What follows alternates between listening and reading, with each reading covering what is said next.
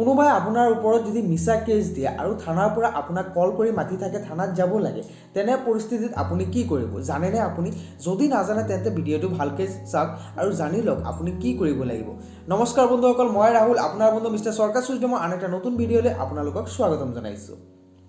ধৰক কোনো এজন ব্যক্তিয়ে আপোনাৰ এগেইনষ্টত থানাত গৈ আপোনাৰ নামত মিছা কেছ FIR দি দিলে আৰু সেই থানাৰ পৰা পুলিচে আপোনাক কল কৰি বাৰে বাৰে মাতি আছে থানাত যাব লাগে, কিন্তু আপুনি মনে মনে ভাবি আছে যে আপুনি যদি থানাত গুচি যায় তেতিয়াহ'লে আপোনাক এৰেষ্ট কৰি থৈ দিব। তেতিয়াহ'লে আপুনি কি কৰিব? আপোনাৰ কৰিবলগীয়া কেইটামান কাম। পোনপ্ৰথমে আপুনি আপোনাৰ চিনাকি এডভকেটজনৰ লগত কথা পাতি ছেকশ্যন 438 CRPC মতে আপুনি এণ্টিচিপেটৰী বেইল ল'ব পাৰে। কিন্তু এণ্টিচিপেটৰী বেইল কি হয় জানেনে আপুনি? যদি নাজানে তেন্তে জানি লওক এণ্টিচিপেটৰী বেইল কি হয়। এণ্টিচিপেটৰী বেইল মানে হ'ল এৰেষ্ট হোৱাৰ আগত লোৱা বেইল। বেইল সাধাৰণতে দুই প্ৰকাৰৰ হয়, এটা হ'ল ৰেগুলাৰ বেইল আৰু এটা হ'ল এণ্টিচিপেটৰী বেইল।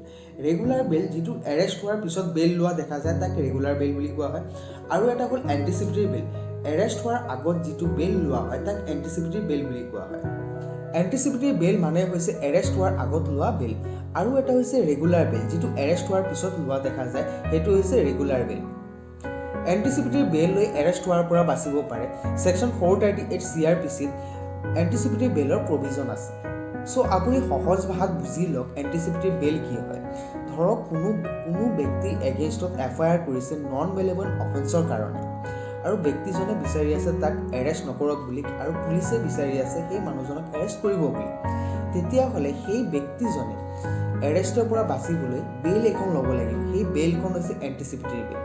যদি কোৰ্টৰ পৰা এণ্টিচিপেটৰী বেইল পাই যায় তেতিয়াহ'লে পুলিচে এৰেষ্ট কৰিব নোৱাৰে। এতিয়া বলক জানি লওক এণ্টিচিপেটৰী বেইল কেনেকৈ ল'ব পাৰি। এণ্টিচিপেটৰী বেইল ল'বলৈ হ'লে পোনপ্ৰথমে ছেশ্যন কোৰ্টত এপ্লিকেশ্যন দিব লাগিব। যদি ছেশ্যন কোৰ্টৰ পৰা এপ্লিকেশ্যন ৰিজেক্ট হৈ যায়, বেইল ৰিজেক্ট হৈ যায়, তেতিয়াহ'লে আপুনি হাই কোৰ্টত এপ্লিকেশ্যন দিব পাৰে। কিন্তু হাই কোৰ্টত দিবলৈ হ'লে আপোনাৰ ষ্ট্ৰং ৰিজন থাকিব লাগিব। চ' এতিয়াতো আপুনি গম পালে এণ্টিচিপেটৰী বেইল কি হয়। চ' আপোনাক যদি পুলিচে বাৰে বাৰে ফোন কৰি থাকে, আপুনি এণ্টিচিপেটৰী বেইল পালে, তাৰপিছত আপুনি অৰ্ডাৰ লৈ আপুনি থানাত যাব পাৰে।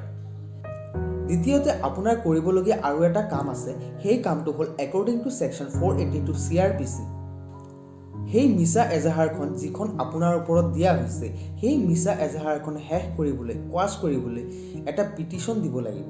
পিটিশ্যনখন দিব লাগিব হাই কোৰ্টত।